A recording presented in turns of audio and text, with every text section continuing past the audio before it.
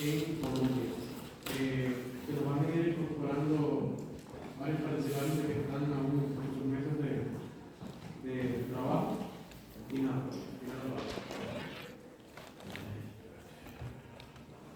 Hola, bueno, buenos días para todos y todas. Realmente es un honor y un placer poder compartir esta experiencia que hemos venido y estamos desarrollando en Colombia, que se llama Artes para la Paz. Es una propuesta supremamente arriesgada en todos los sentidos y es un ejercicio que vamos desarrollando. Esto tiene un antecedente muy bonito porque hace unos años, desde el 2023, se viene desarrollando un programa que se llamó Sonidos para la Construcción de Paz.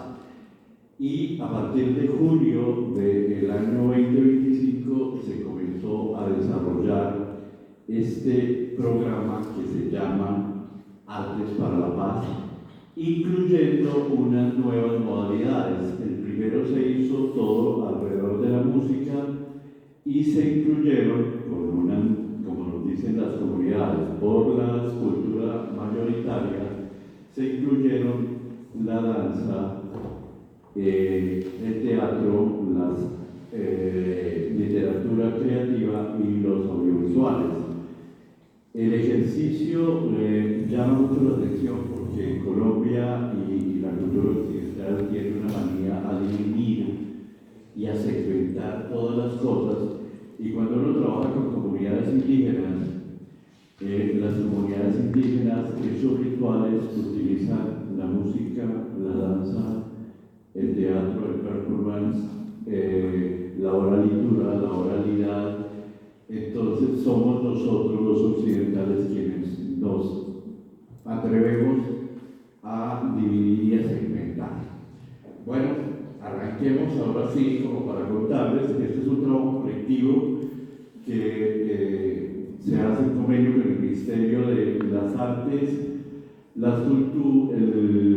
el Ministerio de las Culturas, las Artes y los Saberes, que eso nos parece realmente importante, que la exministra tuvo una propuesta para hacer, y es incluir las distintas culturas que no leíamos, las distintas formas de hacer arte, pero especialmente tiene algo muy particular en eso que se llama los saberes, y es el reconocimiento que se tienen en las distintas regiones sobre las maneras de hacer y de construir escenarios colectivos que tienen las comunidades. El ejercicio se plantea de la siguiente manera, por favor. Bueno, les voy a presentar, antes de arrancar, el trabajo lo estamos haciendo en colectivo. Es un colectivo que trabaja para la Universidad UPTC en Colombia, y Omar es el encargado de la parte de investigación social, porque tiene un componente que nos parece supremamente importante, y es cómo aprovechar la presencia nuestra en esta región que es la zona 1. La siguiente. Este es un síntesis de lo que yo hago. Actualmente pues soy el coordinador pedagógico de artes de este programa en algo que se llama la zona 1. La siguiente. Bueno, el objetivo del programa es muy particular y es poner a disposición de las comunidades de una cantidad de cosas. Es el reconocimiento de estas mismas comunidades, pero algo particular es que ahora todo está dado desde el enfoque territorial, o sea, son más o menos los 160, 130 municipios que están con esta particularidad, y también son municipios que están en SOMAC, que tienen que ver con zonas que fueron afectadas directamente. Son 344 municipios afectados por conflicto armado, y son los municipios a los que se le ha dado prioridad. no solo por el Ministerio de las Artes, las Culturas y los Saberes, sino por el Ministerio de Educación Nacional, quien es nuestro aliado también estratégico en esa propuesta y busca integrar aquellas comunidades que realmente, históricamente, ahorita que les muestro el mapa, si quieren buscamos el mapa, esta es la zona, es la mitad de Colombia lo que estamos trabajando, es la zona de lo que se llamaría la Orinoquía y la Amazonía. Son departamentos que muchos de ellos son inmensamente grandes. El transporte solo es dado en vía aérea o por fluvial, por la comunicación que se puede dar por los ríos, y son departamentos que tienen 4, 5, 6 municipios en extensiones y territorios bastante grandes y con condiciones de movilidad bastante complejas. El programa y nosotros lo que hemos buscado es llegar a esas zonas que históricamente nunca ha hecho presencia del Estado colombiano y más con la particularidad que tiene que ver con el conflicto.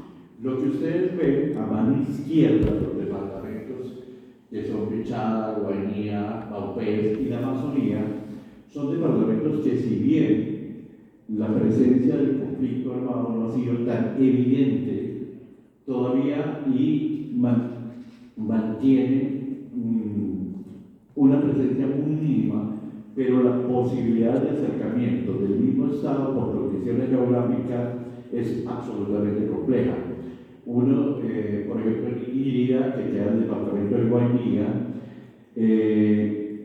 debo hacer acercamiento a unas comunidades que uno tiene que optar o 12 horas por río para poder llegar a estas comunidades, a un municipio especialmente que se llama Barrancominas, o vía aérea, pero no tiene uno la certeza de que haya vuelos. O sea, hay vuelos, pero depende si hay quien los utilice o quien no los utilice.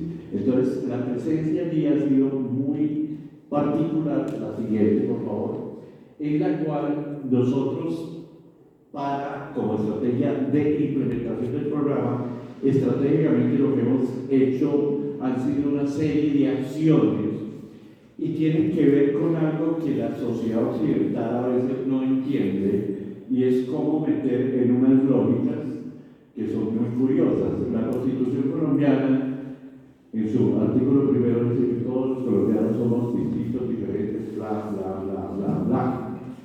Pero en el momento de firmar un contrato, hay una ley, que es la ley 80, que dice que la forma de contratación para cualquier colombiano tiene que ser así. Cuando uno tiene un sabedor de una comunidad, la cual no tiene presencia en un territorio, y únicamente lo que nosotros encontramos allí es que es supremamente difícil contratar a esta persona, primero por la cantidad de trámites que quiere, segundo, meter en unas lógicas que la gente no está. ¿Cómo lo hago para tener un sabedor que es un chamán? Meterlo al sistema de salud, que nunca lo he tenido.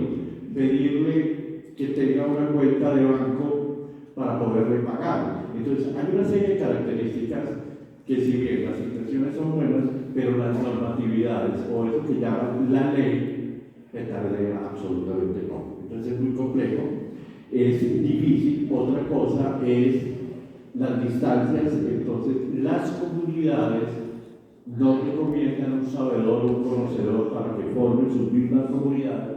Muchas comunidades tienen una particularidad, y es que se hace en lengua. Entonces a veces es difícil tener un traductor para que lo haga en la lengua, o tener un formador para que haga la formación en la lengua específica. Los estados, a veces, dentro de sus buenas intenciones, se quedan en buenas intenciones, y los objetivos son difíciles de lograr por unas características particulares.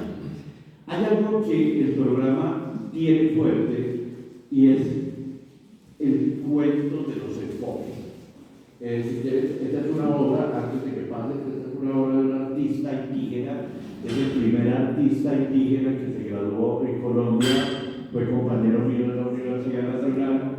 Nos graduamos en el año 89-90 más o menos, y es una noticia en este momento reconocido a nivel mundial, que es Carlos Akanamihoy Tizoy, uno de los artistas más importantes que tiene en este momento Colombia, y su obra, por eso la quería traer, maneja unos lenguajes totalmente distintos para la sociedad occidental y tiene que ver con la comunicación y la sanación que se hace con una medicina tradicional que se llama el yagé. Entonces su obra son viajes de yagé. La siguiente, por favor. Bueno, dentro de los enfoques hay una cantidad de perspectivas, hay una cantidad de lecturas, y lo que hemos querido nosotros es plantearlo desde una perspectiva que nos permita hacer unos acercamientos a las comunidades, porque si bien el programa, nosotros manejamos 10 departamentos en los cuales dentro del compromiso que hicimos con el Ministerio debemos formar en 6 meses datos, como decía Bereboca, que son más o menos 44.000 beneficiarios, o sea, niños, jóvenes y adolescentes en este programa, 44.000. Debemos contratar más o menos en el orden de 450 formadores y tener una participación de más o menos 380 instituciones educativas. El 40% de las instituciones educativas son instituciones del orden educativo y genera un grado de dificultad para el desarrollo del programa. Pero lo que hemos logrado hacer, por lo menos en la zona que me corresponde, es generar unos acercamientos y que sean las comunidades quienes decidan cómo va a ser la manera de que nosotros, como sociedad, como cultura mayoritaria, como ellos nos llaman, tengamos ese acercamiento para poder desarrollar el programa. Esa cultura mayoritaria, pues, tenemos particularidades, y es que cuando hablamos de enfoques, siempre hablamos de enfoques desde Occidente y desde una lógica nuestra. Y las comunidades tienen unas particularidades que se saben de lo que nosotros podemos enfrascar, meter en un texto, en un documento. Seguimos. Esto es más o menos como los distintos enfoques que nosotros tenemos y que se hacen sobre todo atendiendo al compromiso que tenemos con el Ministerio. Entonces, el enfoque poblacional y territorial, que igual tiene unas características muy particulares, que lo biocultural y lo étnico tiene que estar presente en el territorio. Es decir, yo no puedo llevar un programa en el cual llegue con paracaídas y simplemente hay que hacer eso porque las lógicas son distintas y las formas de ver, hacer y sentir son supremamente distintas. Entonces, lo psicosocial, estaba hablando con Edith precisamente al respecto y me dice, para nosotros no es eso, para nosotros hay dos enfoques de los psicólogos que trabajan con nosotros, uno es el enfoque psicosocial y el otro el enfoque clínico. Entonces, nosotros le apuntamos a lo psicosocial, pero teniendo en cuenta dos elementos que son fundamentales: el cuento de la convivencia y el cuento de lo socioemocional, sobre todo en los departamentos que quedan al pie de monte, porque son departamentos los cuales tienen las mayores producciones de hoja de coca en Colombia y son de las regiones donde el conflicto armado sigue siendo supremamente complejo. Y el enfoque diferencial que tiene que ver con la igualdad de género, la inclusión y la accesibilidad de las poblaciones a este tipo de programas. Aquí hay una cosa que culturalmente es complejo por el manejo que tienen las comunidades indígenas en torno a la relación de los géneros, tanto masculino como femenino, y es un proceso que se viene dando en una negociación. Por ejemplo, hemos tenido que replantear para el programa un elemento que es clave, y es la manera en la que se arma o se hace un camino pedagógico para iniciar estos procesos. Muchas de esas comunidades no tienen escritura, todo se basa sobre la oralitura y la tradición oral, incluso llenar un formato de lo que nosotros llamamos ofimática genera una cantidad de dificultades. Entonces debemos tener una persona especial que hable con los formadores, los sabedores y les ayude a llegar la cantidad de formatos que nosotros tenemos. Seguimos. Bueno, los tipos de convivencia se parten de una cantidad de generalidades, pero lo que buscamos nosotros es que esos elementos que son constitutivos de la comunidad y del análisis del contexto se parten. O sea, cómo estamos solucionando los conflictos al interior. Muchas de estas comunidades, especialmente en los departamentos que son pie de montes, tienen unas características que son muy particulares porque son lugares donde ha habido desde la década de los 50 migraciones de violencias, de las violencias anteriores.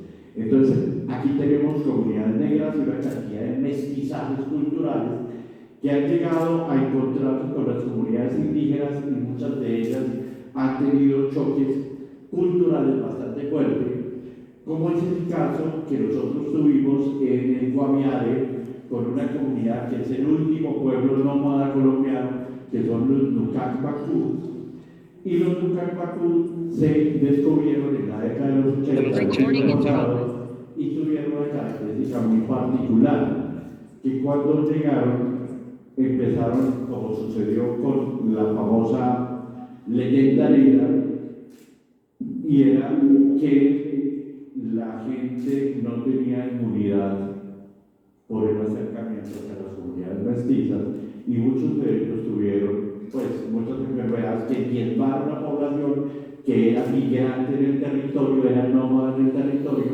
pero a su vez estas comunidades empezaron a adquirir unos vicios, especialmente algo que uno no le llamaría la atención, y es el azúcar.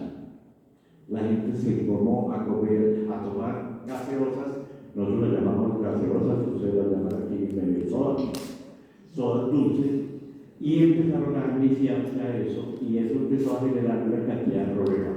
Afortunadamente, todavía tenemos comunidades nómadas. Yo estuve hace 20 días en el territorio y encontramos un sitio en el cual hacía 2 o 3 días había llegado una comunidad a estar allí en ese momento para seguir sus recorridos. Entonces encontramos cómo colocaban la disposición para poder dormir, para poder salvaguardarse del clima que es lluvioso, pero también encontramos unos detalles muy curiosos que eran esos pozos que construyen con palma, que ellos los hacen en 2 minutos, uno gasta horas intentando hacer uno medianamente decente, y se van y dejan ahí simplemente donde fue el fuego, donde pernoctaron y siguen su recorrido. Nosotros lo que estábamos diciendo en forma jocosa es que ojalá Valenciaga no hiciera su aparición allí, porque cobraría $10.000 por una bolsa para cargar alimentos en la selva.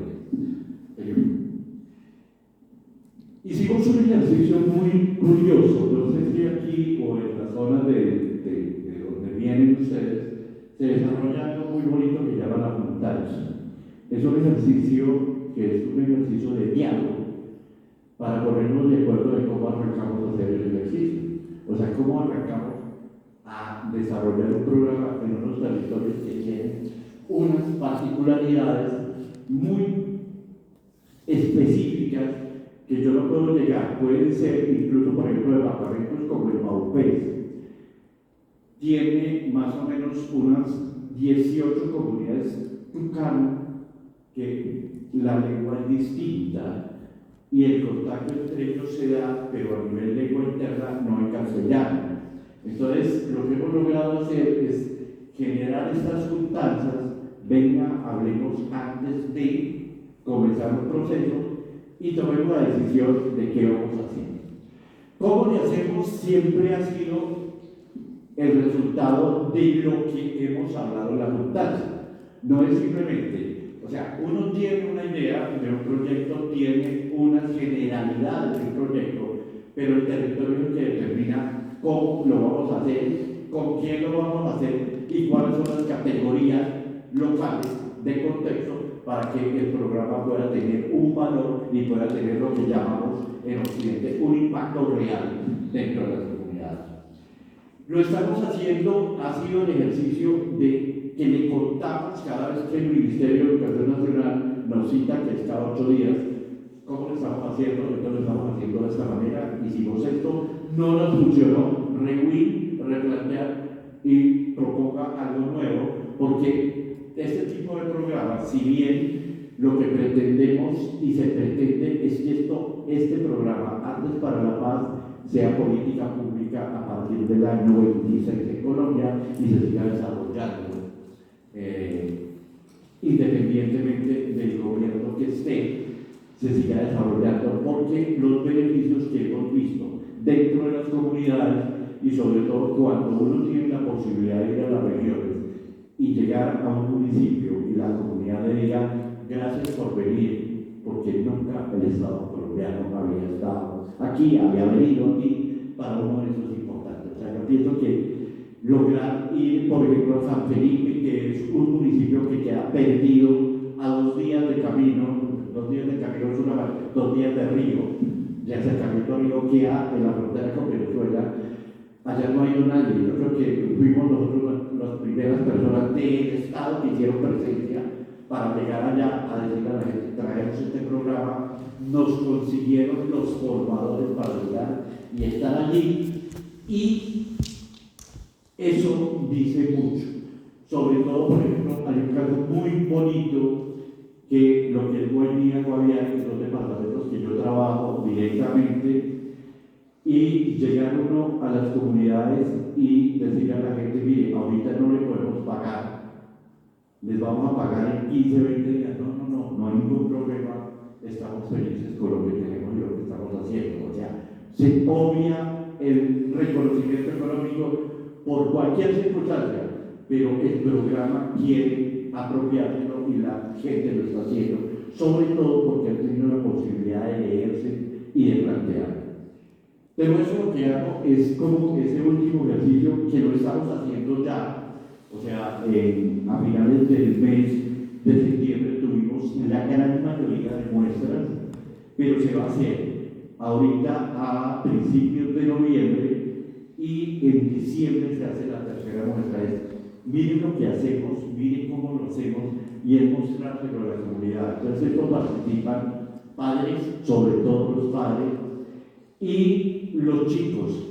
Uno pensaría, por ejemplo, en un caso que tuvimos a finales del semestre pasado, ver los chicos cómo llegan a un municipio que queda a 2 horas de la capital del departamento, y los chicos estaban felices porque los llevábamos a la capital del departamento a hacer la muestra, porque a 2 horas de la capital no conocían la capital del departamento.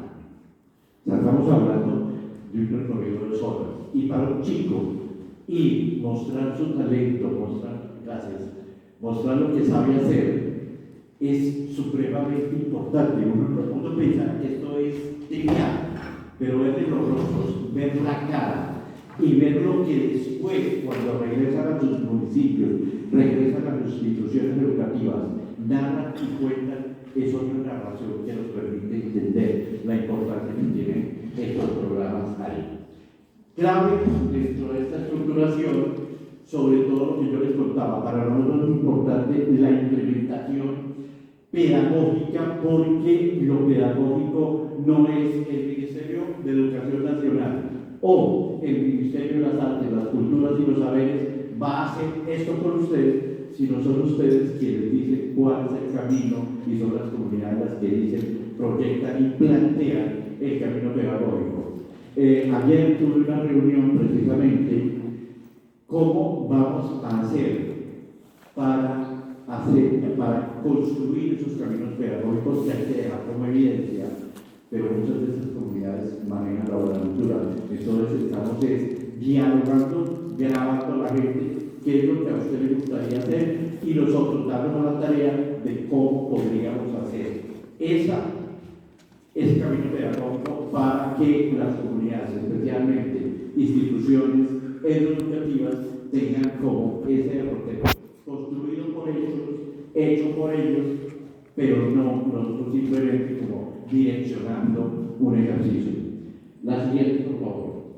Bueno, esta es una estructura de más o menos cómo hemos logrado de que funcione, cada uno con unas responsabilidades y unos componentes, sobre todo porque este tipo de programas necesita evidencia y evidencias muy contundentes para que pueda convertirse en política pública.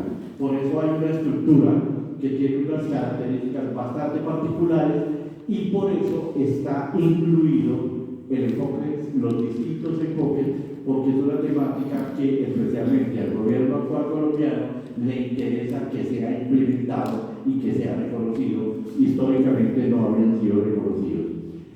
La siguiente, por favor.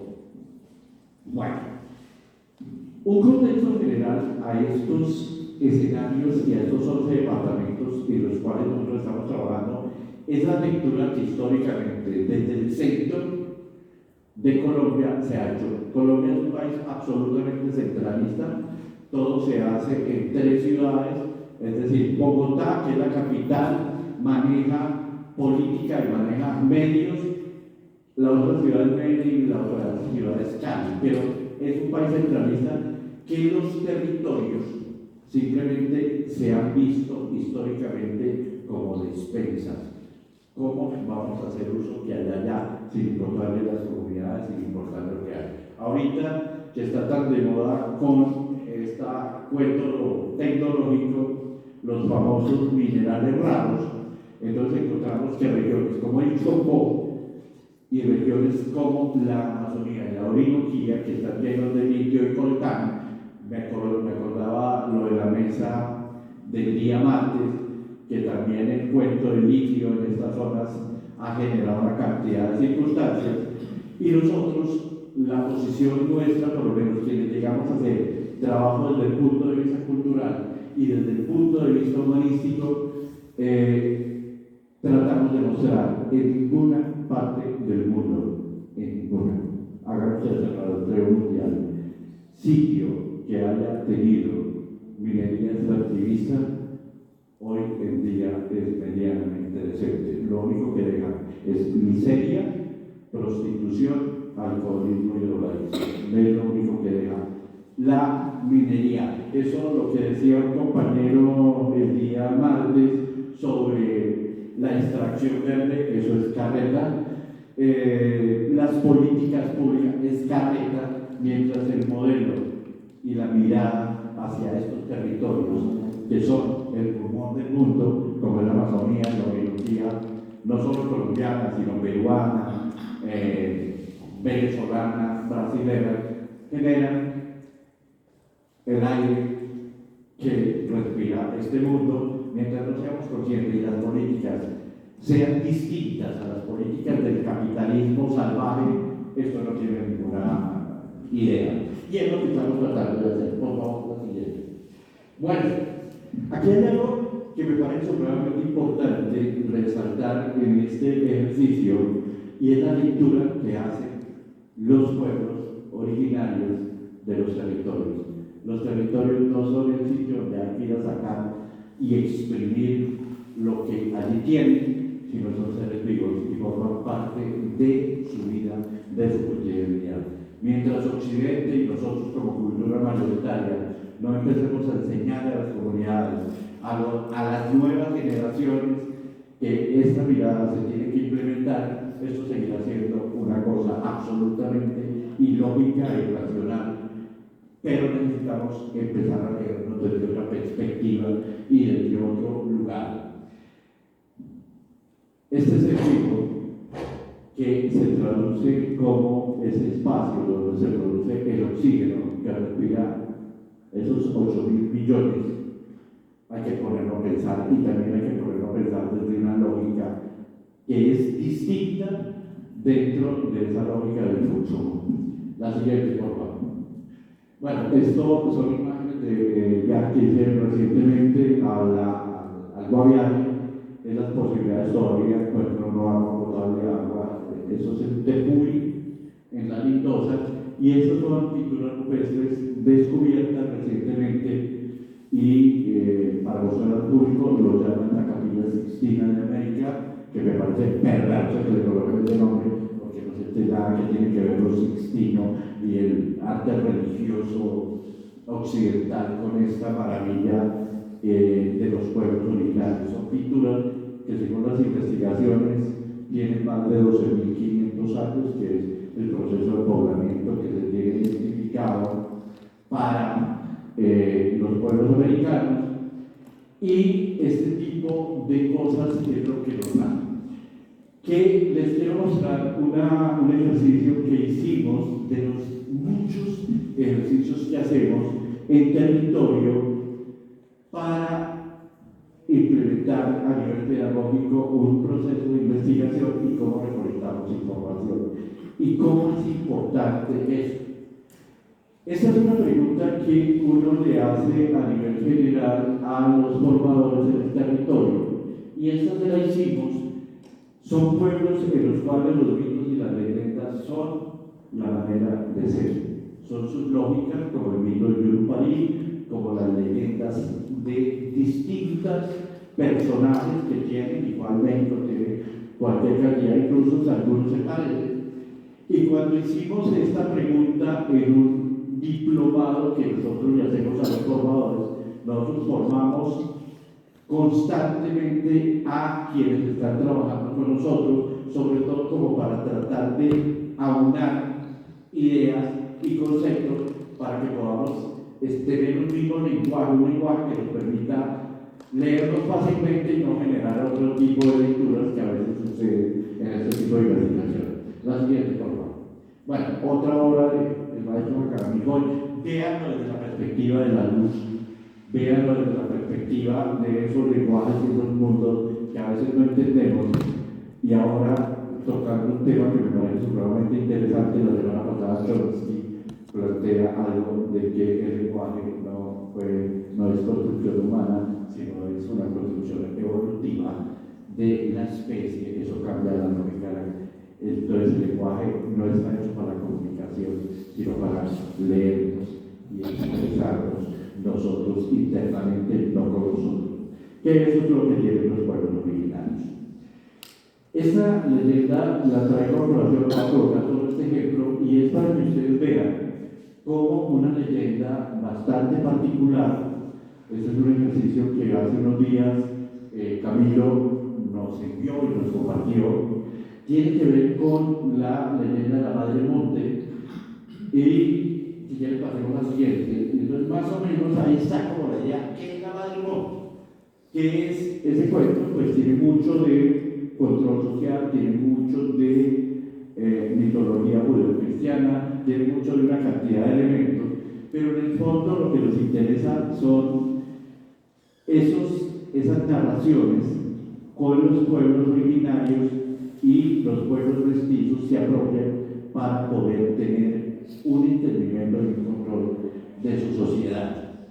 La Madre Monte castiga a quien hace mal uso del suelo y de la tierra y de las aguas. Básicamente es eso. Pero lo que a mí me interesa es cómo este ejercicio de una historia que todos los niños conocen, todos los jóvenes y toda la comunidad conocen, se empieza a generar. La siguiente, por favor. Hay una práctica pedagógica que es lo curioso, y esa práctica pedagógica en el mito y en la leyenda ellos me la están leyendo. O sea, el departamento del Caquetá, solo en una zona específica, en uno específico, Camilo me está leyendo esa leyenda de una manera bastante particular para aplicar e implementar el programa en ese territorio. Esto lo están haciendo en todos los departamentos, haciendo lecturas distintas y diferentes desde lo pedagógico. La siguiente, por favor.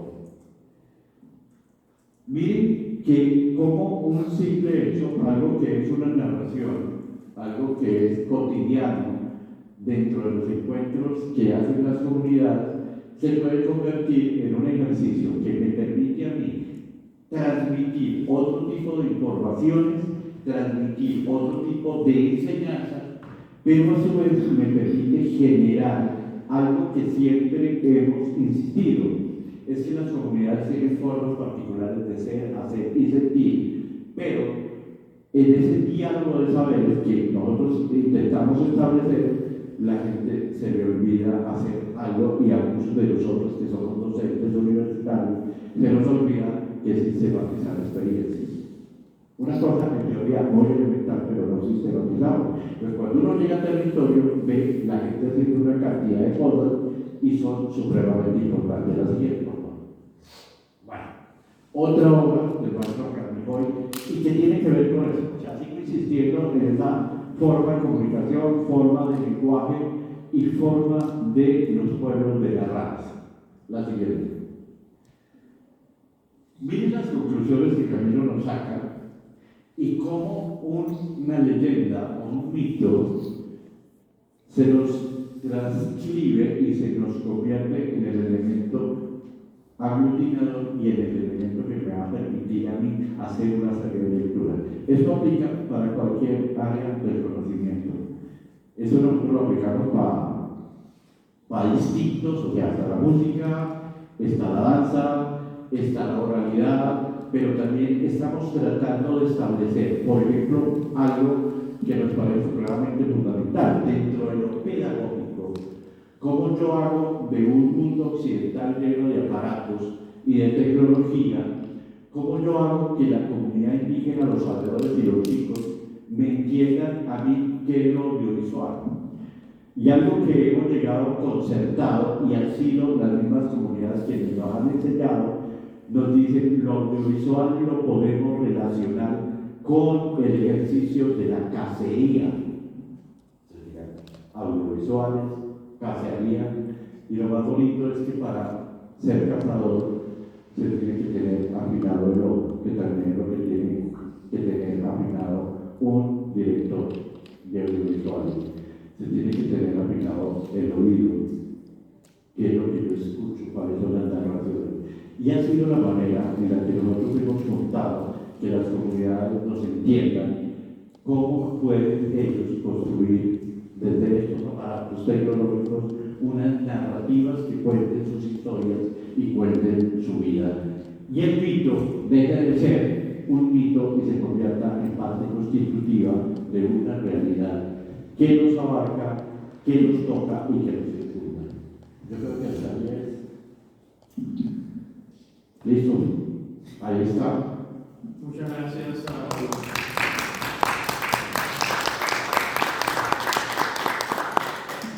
Muchas gracias al doctor Ilva Josué Garantón Sánchez por la conferencia que nos impartió. Si alguien quisiera hacer algún comentario o alguna pregunta al doctor. Dale. Sobre la última parte ya de la estrategia aplicada, ¿cómo miden que el estudiante, la alumna, realmente obtiene ese conocimiento o sí cambia su perspectiva sobre el cuidado del ambiente a partir de esa estrategia? Bueno, hay algo que es supremamente importante, como había dicho al principio, y tiene que ver con que nosotros, la cultura mayoritaria, somos quienes tendemos a segmentar y dividir. El territorio es uno solo, el paisaje es uno solo, la natura es una sola, y hay una integración general. Cuando ellos hacen sus rituales de paso, sus rituales de temporada, sus rituales de casa, sus rituales de comida, de cosecha, en los rituales tienen todo lo que nosotros dividimos. O sea, ellos no pueden hacer una ritualización sin sonidos que nosotros llamaríamos música. La danza es supremamente importante. El vestuario, la pintura corporal es fundamental para las máscaras, son importantes a lo que nosotros llamaríamos teatro. Lo performativo está constantemente ligado. Entonces, ¿cómo hemos logrado que eso? Es que su realidad es esa. Nosotros somos los que llegamos e intentamos entender eso separado, pero ellos lo hacen en su cotidianidad. Incluso en algunas regiones de Colombia, las mujeres construyen sus narraciones para las canciones cuando están haciendo la comida. Por ejemplo, están haciendo en el pilón, no sé cómo se llama aquí, donde el maíz lo muele a punta de golpes, es una cosa de madera y van metiendo ahí la yuca también, la preparan ahí, van golpeando y van macerando la comida, van cantando a un ritmo, y van contándose las historias que luego tú las escuchas, ya seas como Bullerengue, ya seas como esas narrativas que tiene lo que llamaríamos la chirilía, y son narraciones que surgen de la cotidianidad, no están saliendo de historias inventadas. Entonces, ellos tienen la apropiación. El asunto es cómo nosotros, la cultura mayoritaria, hacemos el acercamiento para que ellos nos entiendan qué es lo que queremos que nos dé resultado, sobre todo pensando que eso debemos llevarlo a un Congreso de la República para que entienda un poco de gente y eso se constituya en ley de la República, que Actos para la Paz sea una política del Ministerio de la Cultura. Pero también tenemos un ejercicio que es muy bonito, por eso lo hacemos. En un semestre hacemos 3 cosas, que son 3 muestras. O sea, al mes y medio de iniciar un proceso, ya la gente puede contar cosas. Así no tenga instrumentos como el cuerpo, se pueden hacer sonoridades. No solo el cantar, no solo sino el cuerpo. Y eso, ir llevando ritmos, a veces se ponen unas especies de chaquiras con los cuales van caminando, simplemente caminando, danzando, en teoría, en equipo, y eso va a generar una musicalidad. Los tambores, que son fundamentales, también esa comunidad, el manguaré, que es golpear los troncos huecos, incluso que también tiene una cosa muy simbólica de magia. Yo en estos días que estaba en la selva, les contaba a los guías con los que yo iba, yo les decía, hace unos años me cogió el duende y me perdió en la selva. Entonces yo les preguntaba cómo hacían ellos para soltarse del duende.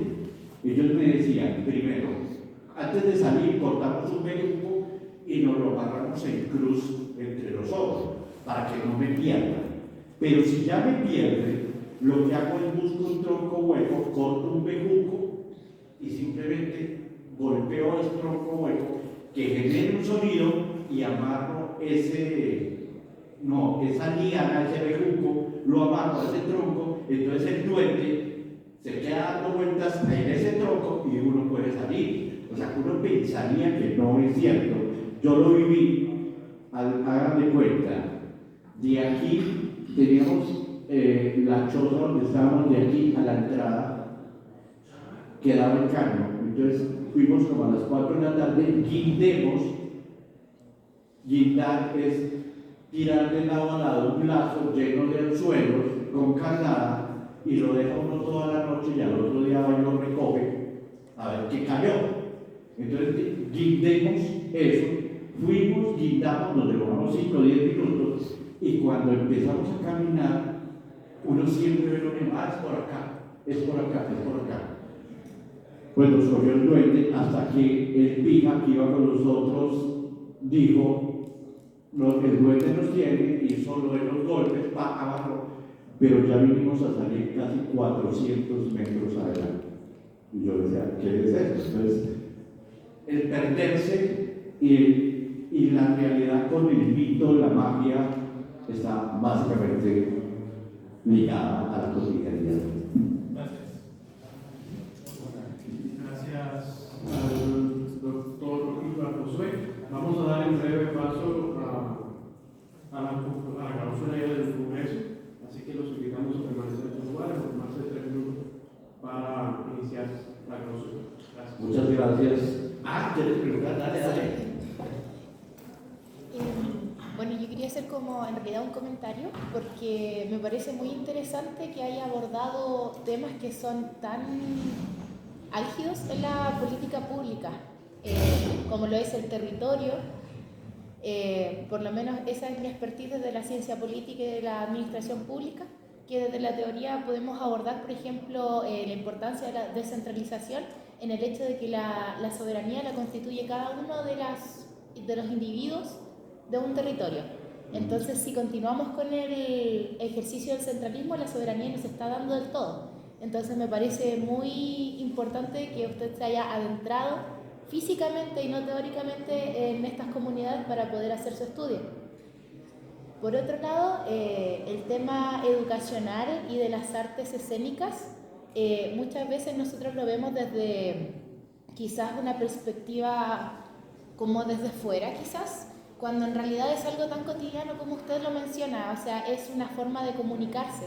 En este tiempo que yo he estado aquí en México, también he aprendido mucho de la historia de acá de mis compañeros, y específicamente me llamó mucho la atención que el auge del muralismo también se le dio como una perspectiva educacional para poder enseñarle a los compatriotas analfabetos sobre su historia, que es muy rico como todos ustedes abrazan la historia de la revolución, entre otros procesos históricos que ha tenido México. Entonces, me parece una perspectiva muy real el hecho de que haya tomado todo lo cultural, lo musical, las artes escénicas, para poder generarlo como un canal comunicativo para que después se instaure netamente en la legislación, ya que en Chile, yo soy de Chile, yo le exponía a mis compañeros en una mesa hace 2 días que Chile es amante del derecho público, de lo que está hecho en regla, si no está escrito, no existe. Entonces es ahí la importancia de los académicos como usted, adentrarse en las comunidades, traducir y llevar eso a las salas de congreso. Gracias por el comentario. ¿Tú ibas a decir algo? Sí, muchas gracias por compartir esta experiencia. Y la pregunta va enfocada a la experiencia escolar. Desde la perspectiva de su investigación, ¿qué tan buena ha sido la proyección y el interés para las comunidades del tema de artes para la paz? Bueno, la información ha sido fundamental y hay algo que se basa y es el reconocimiento y la visibilización de las comunidades. Yo te escucho y con eso basta. O sea, alguien viene y escucha lo que yo siento. Por eso para nosotros es importante, por ejemplo, ahora estamos haciendo algo que llama la tulpa, que es el círculo de la palabra. Las hacemos cada mes y medio. Más que eso que llamamos occidentalmente la evaluación, evaluar cómo nos fue, hacemos la tulpa, porque es visual, se prende el fuego, se comparte, se habla, pero esta tulpa tiene una característica: invitamos a los niños, invitamos a los padres, invitamos a los formadores y nosotros simplemente escuchamos. O sea, nosotros no tenemos nada que decir, tenemos que escuchar. Y quizás esto sea lo interesante de este tipo de ejercicios, tiene que ver con el escucha, aprender a escuchar. Y lo que tú dices, estas comunidades y el éxito se basa es que por primera vez o fueron a mi comunidad que nadie había ido, o me escucharon. Es eso, o sea, es que a veces nosotros desde la afuera llegamos a las comunidades, llegamos desde los territorios con unos supuestos saberes. O sea, que esos saberes a veces hay que desmontarlos. O sea, yo ya no cito a nadie. No, o sea, sí, 30 años trabajando en las comunidades no me ha generado a mí una experiencia, pues estoy vaciado. ¿Sí? Y ya esa experiencia es la realidad. O sea, no es seguro lo que dijo Pedro, Juan, no, chévere, pero ya, válela, ¿sí? Porque es que nos volvimos a ver. Yo le escuchaba, ayer o ayer escuchaba a alguien que se quejaba de eso. O sea, no hacemos sino repetir una cantidad de cosas. Entonces, ¿dónde está lo nuevo? ¿Dónde está mi aporte? ¿Sí? ¿Dónde está esa experiencia? Que es la experiencia real, no es la experiencia del discurso, porque es que nosotros tenemos discusiones mucho con quien vive en Bogotá, que nos dice: esta es la política, esperen un momentico. Yo cuando voy al territorio resulta que no es así. No es así. Y otra cosa que hablábamos esta mañana, a veces yo voy, el primer contacto que tengo, por eso es importante para nosotros la tulpa, ese círculo de la palabra, porque yo voy en el primer encuentro con la comunidad y la comunidad me dice, mire, pero me están pidiendo, como decimos nosotros, pidiendo el aceite, como es que dicen en México aquí, la de los camotes. Eso, sí. Entonces lo miden. Y luego ya cuando generas la confianza, el diálogo, le dice a la gente, mire, eso se lo dijimos para que ustedes, pues como tuviera algo que decir, pero aquí nos sucede esto y esto. Y empieza a haber otra construcción cultural distinta y otra relación distinta. Entonces el saber se convierte en otra cosa. Muchas gracias. No, aquí, gracias y de verdad, muy amables y qué chévere.